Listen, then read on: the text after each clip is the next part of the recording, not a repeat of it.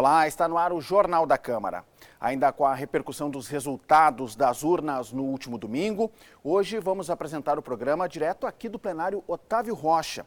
Pois deste espaço sairão 7 parlamentares que foram eleitos e que irão ocupar cadeiras na Assembleia Legislativa e na Câmara Federal. Na sessão de segunda-feira, o presidente do Legislativo Municipal destacou a qualidade política da Câmara de Porto Alegre. Em Porto Alegre, o Legislativo Municipal é composto por 36 vereadores. 25 deles se candidataram nas eleições de 2022. Nas eleições do último domingo, 7 parlamentares da capital gaúcha acabaram vencendo a disputa eleitoral. Para o presidente da Câmara, os eleitos demonstram a força e a representatividade da bancada política porto-alegrense. Eu estou muito feliz, muito contente, orgulhoso da nossa Câmara de Vereadores de Porto Alegre, protagonista nessa eleição, onde dos candidatos, 7 deles eleitos, deputado federal e deputados estaduais. Eu acho que nós temos que nos vangloriar disso pela qualidade dos candidatos, daqueles que se elegeram e daqueles que não se elegeram também. Os 6 vereadores que irão ocupar os cargos de deputados estaduais são Matheus Gomes, do PSOL, Bruna Rodrigues, do PCdoB, Leonel Hadi e Laura Cito, do Partido dos Trabalhadores, Felipe Camozato, do Novo e Cacá Dávila, do PSDB. A vereadora Dayana Santos, do PCdoB, foi escolhida como deputada federal. Os vereadores que venceram as eleições no último domingo continuam na Câmara até o final desse ano. A partir de janeiro, os parlamentares começam a exercer as atividades já nos cargos para os quais foram eleitos. E amanhã, quinta-feira, o programa Com a Câmara na Cidade vai repercutir o resultado das eleições justamente com os vereadores que foram eleitos no último pleito eleitoral. E o espaço da Tribuna Popular nesta semana foi ocupado pela Federação Nacional de Educação e Integração dos Surdos. A entidade cobrou mais acessibilidade e lembrou que o Setembro Azul foi o mês de conscientização pelos direitos das pessoas surdas. Segundo dados oficiais, o Brasil tem hoje quase 10 milhões de surdos. Aqui no Rio Grande do Sul, a estimativa indica que cerca de 600 mil gaúchos têm algum tipo de deficiência auditiva. Diego Silva, diretor regional da FENEIS, utilizou a tribuna da Câmara para denunciar a falta de acessibilidade nos espaços públicos. Ele pediu mais ações que promovam a inclusão das pessoas com deficiência na sociedade, destacando também que no último domingo, pela primeira vez na vida, pôde votar com o auxílio de um intérprete de Libras na sua sessão eleitoral. É uma visibilidade para nós, porque senão a gente não tem essa visibilidade, é ignorado, tem as limitações, a falta de acessibilidade. Eu sou uma pessoa surda e parece que eu estou sempre em último, né? Então a gente precisa trazer essa visibilidade e eu quero agradecer muito a Câmara de Vereadores e agora estar nos olhando, estar nos vendo. Obrigada. O vereador José Freitas, das Republicanos, aproveitou o tempo de liderança do partido durante o período da Tribuna Popular e destacou projetos de lei de sua autoria a favor da população surda. Entre eles, o que criou o Programa Central de Intérprete de Libras, a Língua Brasileira de Sinais. O parlamentar também enfatizou que pretende incluir a Semana do Surdo no calendário oficial de Porto Alegre. Eu protocolei justamente para criar em Porto Alegre a Semana do Surdo e justamente para que venhamos discutir mais sobre a acessibilidade. Porque tu chega hoje em qualquer órgão público, inclusive num hospital, e não tem acessibilidade, não tem essa inclusão deles, na verdade, não tem alguém para atender, não tem alguém que intérprete. Então, a prefeitura está trabalhando numa linha de ser, virtual. Virtual é bom, mas precisa ter presencial nos órgãos públicos. Aí tu imagina uma pessoa com deficiência chegar num hospital ou chegar numa delegacia e não ter como se comunicar, ou no próprio banco. O diretor regional da FENEIS explicou que a cor azul é para simbolizar um mês de conscientização dos direitos dos surdos, remete ao período da Segunda Guerra Mundial, quando os nazistas segregavam as pessoas com deficiência, obrigando-as a utilizar uma fita azul no braço. Vamos falar agora sobre as comissões permanentes. Nesta terça-feira, a Comissão de Saúde tratou sobre a esclerose múltipla, doença degenerativa que atinge o sistema nervoso e que provoca comprometimento da coordenação motora, muitas dores, entre outros sintomas. Segundo dados oficiais, no Brasil, cerca de 35 mil pessoas são acometidas da esclerose múltipla. O Rio Grande do Sul é uma das localidades com maior incidência de casos. São quase 2.500 pacientes fazendo tratamento. Em Porto Alegre, 700 pessoas convivem com a doença. Na reunião da COSMAN dessa terça-feira, parlamentares e especialistas debateram ações para agilizar o diagnóstico da enfermidade e oferecer mais opções de terapias e tratamentos para amenizar os sintomas e retardar a sua progressão.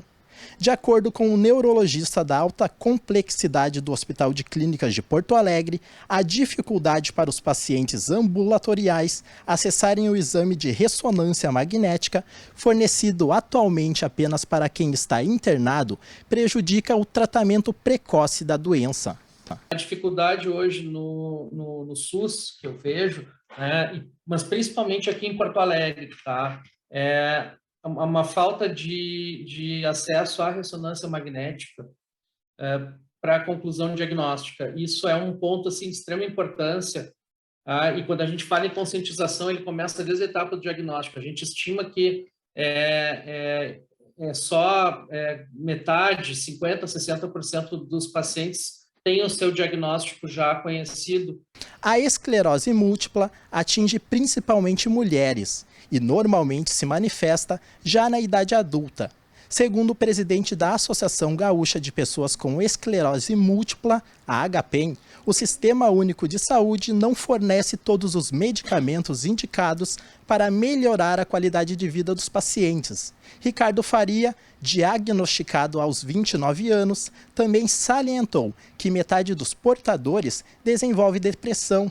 A gente precisa desse olhar para a saúde. Outra coisa, o medicamento para esclerose múltipla é um medicamento que não pode ter falha. Não é um comprimido, não é um Dorflex que o paciente está tomando, hoje eu não vou tomar porque para diminuir. Não, é uso contínuo, né? Então a gente não pode ter falha no medicamento e acontece ter falha no medicamento. Esse apoio que a gente dá, não só para o paciente, para a família também, esse apoio ele ajuda a diminuir os gastos no Estado, né? Com a questão da área da saúde, que é o gasto de medicamento para depressão. 50% dos pacientes com esclerose múltipla vêm a desenvolver depressão.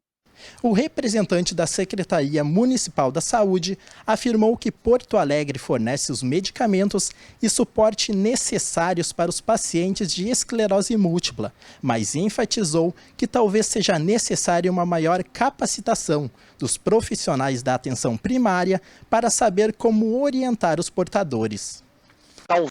Talvez nessa pauta não seja tanto a questão do acesso à ressonância propriamente dito, mas capacitar o profissional, e isso é uma pergunta, está longe de ser uma afirmação, mas capacitar o profissional da atenção primária para reconhecer a possibilidade da apresentação da doença e ser orientado de qual a melhor forma de proceder, encaminhar para o especialista, encaminhar para os acessos de neurologia dos hospitais de alta complexidade, fazer uma ressonância antes. A pauta do encontro foi proposta pelo vereador José Freitas. O parlamentar chamou a atenção para a importância de resolver o problema de acesso ao exame de ressonância magnética e levar a informação de como obter as terapias e itens hospitalares para lidar com a doença. A pessoa não consegue marcar uma ressonância. Eu tenho um caso de uma senhora, ela já está 2 anos esperando a ressonância.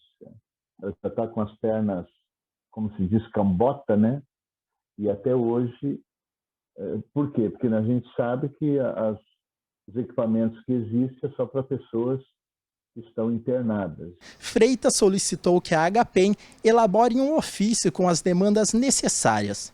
O parlamentar afirmou que a comissão encaminhará o documento ao Executivo para que as providências devidas sejam tomadas. E na Comissão de Urbanização e Transportes, a situação de imóvel público em praça na zona norte da capital foi o tema do encontro. Um mutirão de limpeza, agendado para este sábado, deverá marcar o início da parceria entre grupo de escoteiros e prefeitura para que o prédio possa voltar a ser utilizado. As fotos mostram a situação de abandono do prédio da FASC e no entorno do imóvel na Praça da República, na Vila Ipiranga. Os caras entraram, roubaram os fios, roubaram porta, roubaram o vaso, roubaram tudo. Agora, os caras estão dormindo lá em cima. Tem uma quantidade de uns 10. Eu não sei se já andaram arrombando as portas lá. Eles estão dormindo lá em cima. Entendeu? Então, assim, eu não vou chamar a Guarda Municipal de novo, 2 vezes, 3 vezes, 10 vezes. Então, assim, não adianta. Aquela área tem que botar alguém para usar em benefício de alguma atividade. Esses são os contextos. E por que nós tínhamos solicitado essa reunião na CUTAI? Para que a gente pudesse encontrar a prefeitura, utilizar a estrutura que a prefeitura tem de representatividade para poder saber quais são os limites dessa possível cedência e se existe interesse por parte do município em fazer essa como se fosse parceria público-comunitária, né? Delegando essa responsabilidade de cuidar desse espaço para essas pessoas, óbvio que fazendo um edital, dando a possibilidade de que isso pudesse acontecer de maneira transparente, mas facultando que eles tivessem essa oportunidade de conseguir isso, tá? De conseguir esse espaço para fazer essas atividades de... Estou vendo aqui, termo de permissão de uso. Uma das ideias apresentadas na reunião foi a cedência do imóvel para o Grupo Escoteiro Japão, que realiza atividades na praça. E a gente nunca teve um espaço adequado para receber todo esse contingente de crianças, que são cerca de 80 crianças, né? E eu acho que a gente pode dar um uso, um destino legal para esse espaço. A gente tem condições de cuidar, a gente tem pessoal. Nossa equipe agora tem cerca de 16 adultos voluntários, né? Que trabalham em prol desses jovens e da comunidade. Então, a gente se coloca à disposição aí para cuidar desse espaço e manter o âmbito coletivo da comunidade ativo e fora de drogadição e de qualquer tipo de coisa ruim que possa vir a acontecer nessa região aí. O terreno, ele tem, como bem foi dito, né, ele tem uma utilização pela saúde, uma parte dele, a FASC, uma outra parte, e praticamente a metade, né, de forma perpendicular aqui, está à disposição da comunidade. Mal cuidado. Se os escoteiros, né, tiverem vida, né, tiverem CNPJ, estiverem regulares, como instituição, como pessoa jurídica, não é, cumprindo alguns requisitos que exige o termo de permissão de uso não oneroso, dá para se caminhar nesse sentido. Enquanto o Grupo Escoteiro encaminha a documentação necessária para formalizar a cedência do espaço, ficou acertado que um mutirão de limpeza será realizado neste sábado. O objetivo é agilizar a utilização do prédio, que hoje serve de depósito de materiais e documentos. Embora a matrícula esteja em nome da Fundação, não podemos ficar cortando grama, limpando piscina, aparando grama do campo de esporte, fazendo todo investimento em manutenção em segurança de um centro comunitário que não diz respeito somente à assistência, pelos órgãos de controle. Se a FASC investir recurso para manter todo aquele centro, é apontado. Na pergunta que o senhor fez, vereador Gessé, se os escoteiros podem passar a usar o espaço desde então para cuidar esse próprio municipal, eu acho, Cristiano, que é muito bem-vinda. Nós precisamos, órgão público, somar esforços com a comunidade. E o prefeito Sebastião Melo esteve no Legislativo nesta terça-feira. O encontro reuniu representantes do Executivo e vereadores da base do governo. A reunião interna da base de governo aconteceu no Salão Adel Carvalho. Durante o encontro, parlamentares da situação, secretários e o prefeito Sebastião Melo debateram sobre assuntos como o passe livre em dias de eleição e a proposta de lei de diretrizes orçamentárias, a LDO. O Jornal da Câmara de hoje fica por aqui. Confira mais informações do Legislativo nas nossas redes sociais e no site da Câmara de Vereadores de Porto Alegre. Muito obrigado pela sua audiência. A gente se encontra na próxima edição. Até lá!